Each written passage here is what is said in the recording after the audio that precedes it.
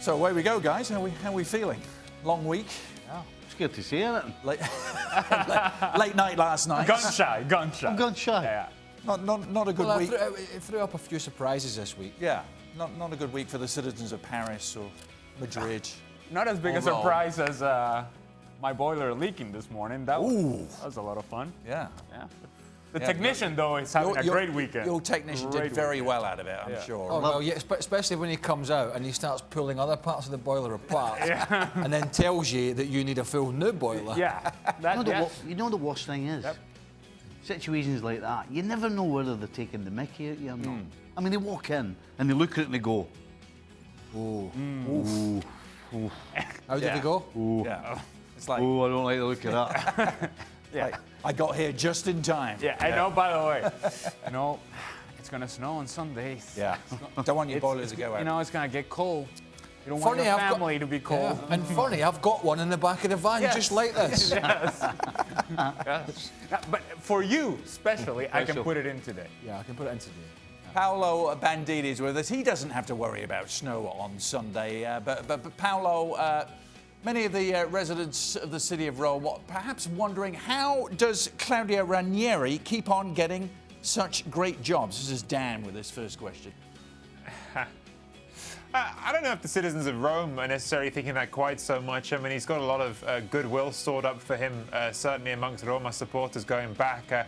I was thinking this before, so I don't know if you guys know this, but obviously Claudio grew up in Rome, and his family had a butcher shop, and back in the day he used to even run the meat around town on the back of his push bike. And the last time he took the Roma job, which was about a decade ago, there was sort of stories about people who remembered him doing this. And of course, Claudio's not a young man anymore, and you wonder how many of those people are still around who remember him doing this. But a lot of people will remember, again, that stint a decade ago. He came in after Luciano Spalletti threw a tantrum and walked out two games into a season, both of which Roma had lost.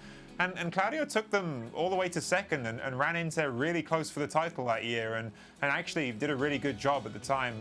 Didn't go so well from the next season, and he ended up leaving. But he has come into a situation before at Roma where things weren't quite right and fixed it. So he's got a history of doing things right there, and I guess they're hoping he'll do it again. He's no boiler technician, I can tell you that. No, but at least we know that he's going to deliver some meat, apparently. That's what we're being told. Yeah, that's good. That'd help you out. If it doesn't work out in Rome, just give Claudio a call. Well, good to know that's a criteria. Yes. Peddling meat around. It is. A very busy Rome traffic. Well, it beats the Rome traffic, as you know. Yeah. Paolo, it's very busy there in the centre. Stevie, Mikhail wants to know whether you think Jurgen Klopp will start either Shaqiri or Keita for some creativity in the Liverpool midfield. They play Burnley this weekend. I don't think he'll play Keita for creativity. I mean, I think that's what he was brought in for, hopefully to get some goals from the middle of the park. But he just hasn't produced. Hasn't produced with goals, hasn't produced with assists. So I don't see any reason why you would start him. And Shaqiri, for some reason, I think he's just forgot his name. Because it is odd, isn't it? For me, over the last 3 or 4 games, it's been crying out for Shaqiri. And he just seems to have pushed him aside. Brought on Sturridge, started Origi. Yep. I mean, what's Shaqiri done to upset Klopp? So there's no signs at all that any of those two will start at the weekend. And the big problem for Liverpool is, and I was saying to Stevie, and I mentioned it weeks ago, was that the way the fixtures have been thrown up at the moment, and it happened last week, and it's happening again. Oh, did it happen last week? I can't remember. Yeah. I think it did, yeah. Man City are playing before. Yeah. So City playing the Saturday again, they're already at the top. You would presume, presumptuous that they're going to beat Watford at home. You know, they got hammered by Liverpool. That was a surprise, the scoreline, because they've been strong. But if you presume they win, then you've got that 24 hours or whatever it is to think about that game again the next day, even though it's Burnley at home, you expect it to win. And that just piles the pressure on again. Because you imagine if City stretch that out even more, it's probably not going to be doable for Liverpool. No.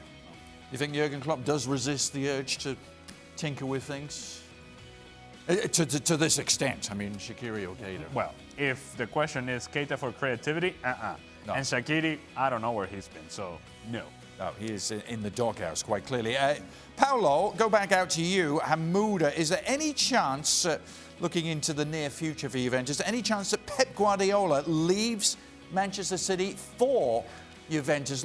Lots of talk about who might follow Max Allegri in the summer if he departs. I mean, is there any chance? Sure, but is there a good chance? Not that I'm aware of. I've heard nothing at all to give this story legs, I'm afraid. So, you know, look, football managers move around, and maybe at some point Pep, having conquered Spain and having won the title in Germany and won it in England, he might decide, hey, let's go to Italy. But it's not in the pipeline anytime soon, I don't think. Zidane seems to be the name, guys, that's being mentioned the most. It's as good a chance as Paolo getting a haircut anytime soon. that's what. Yeah, that would seem rational. Zidane wants Zidane after sense, doesn't it? After his rest to go back to a club where he was successful. Yeah. You know, and I don't know. I'm sure the fans would be loving that. I still think it's tough on Allegri. I mean, you know, what's he done? All he's done is win doubles and get to Champions League finals. That's all he's done.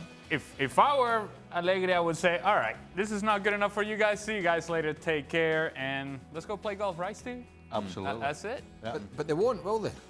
Well, they can't help themselves. No, that's what we would do. Yeah. But they won't. They can't. But the thing is, for Allegri, you know, it might be him that goes rather than the club pushes him. But you know, I don't know. There's clearly not a lack of success there. But he's going to land on his feet wherever he goes. Correct. Yeah. There's some big jobs out there Yeah. that are going to be hovering around, and he's going to be one of the top names for most of them. Stevie, you should take this one first, being the expert on touchline bans.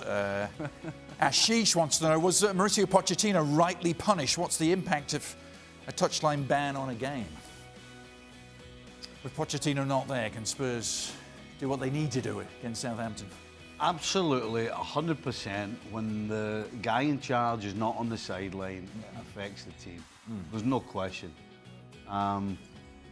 So... I remember the Revs going to Seattle with you and Paul way up in the stands somewhere, and they still managed to win somehow.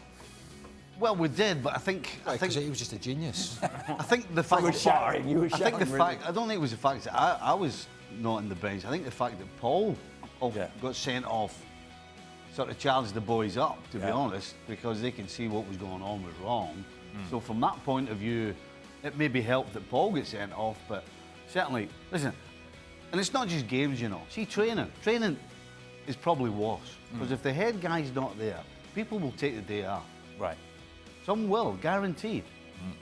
So it makes a huge difference when the head man's not there. So why? I haven't read into this, but Tottenham were furious because he apologised publicly, and so it was just fine, but it wasn't going to detract from him getting a ban.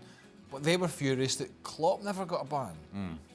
Yeah, I didn't quite understand that. And I think, you know, for berating the referees and running on the field and I think that was it. I don't know if there was any clarification as to what the difference was, particularly at a key point of the season. Anybody help me here? No. Listen, see when these committees get together, you have no idea the kind of nonsense they can come up with. Why? You were looking for Adrian to answer the question for somebody. I'd read that too, but I never saw any clarity on the whole. There's a lot of blank staring going on over here. Well, do you know what it was? They don't give clarity. That's what was the difference between the Pochettino suspension and Klopp not receiving one? Do you know anything about that? No. No, I don't have a sideline on that. No. I'm off. Nice one, I can't. We still got questions. I can't. Don't go yet. To be fair, all right, fine, go ahead. Paolo can't answer the question because they don't tell you. That's part of the problem. They can get away with and say or not say whatever they fancy. And there's nobody to question them. You can't pull them up and say, well, hold on a second, and get a rational response. You just get a... No. That's it. And I'm sticking to peddling sausages round the city centre. Somewhere.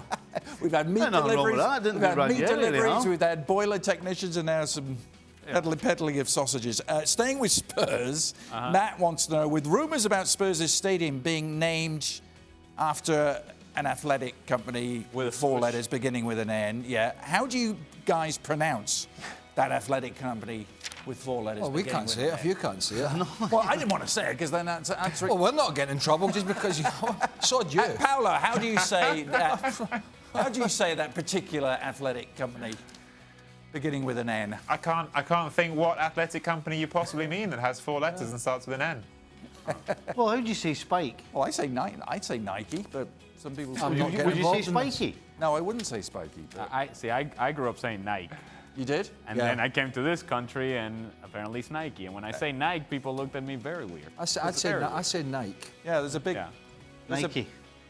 So there's a big continental divide in how it's pronounced. Could be a war over this. I would say Nike as well. I would say Nike. Yeah. So potentially you could get lost on your way to the stadium by asking people the wrong name of the stadium. Right. Excuse me, can you tell me where Nike Stadium is? I've never heard of that, sir. Sorry.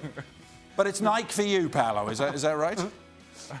I would say Nike. Yeah, I feel like in England everyone says Nike. I think that's the way it's said over here, and in Italy it's pretty much the same, but with a bit more Nike. Is this part of your full integration process into American culture that you say Nike? Maybe it's the Hey, listen, when in Rome, it's the defining moment. Well, he won't go to a bar in the American tradition and sit and talk to people. So he won't do all the other stuff. So he's got to integrate himself some way with his Well, it rhetoric. takes time, isn't it? It's a process. You can't cover everything in one Does go. anybody know why Klopp never got suspended? Well, I've had a little thing. Any more questions? Yes, It's not apparently. difficult. One. No, don't stumble. You just one. You keep pointing that Well, pen at me. one, because again, it's in your direction. Do Steve and Craigie ride share to the studio, or share a lift? Is perhaps what we might say. But No, we don't actually stay in the same house. Any ride sharing going on? We have actually wheeled Stevie to the studio before when he was struggling with the gout. Yeah. Yeah. We don't stay in the same town. No. So Radu, nice try, but no doings there. No. We do on an Uber home from a night out, Yes. right? Which you have a whole camera as an that's- event in itself, for obvious reasons. It's more of a necessity, that Uber ride, more so than anything. Often seen legs hanging out the window of the car. Nice. All right. Better let Paolo go. Better let you go as well, because you've been with us for a while. ESPN FC tomorrow. You back, Stevie? I think you are, right? No. You back, Ali? Yes, I am. Break. I'm in. Yep. Saturday's action wrapped up on ESPN Plus.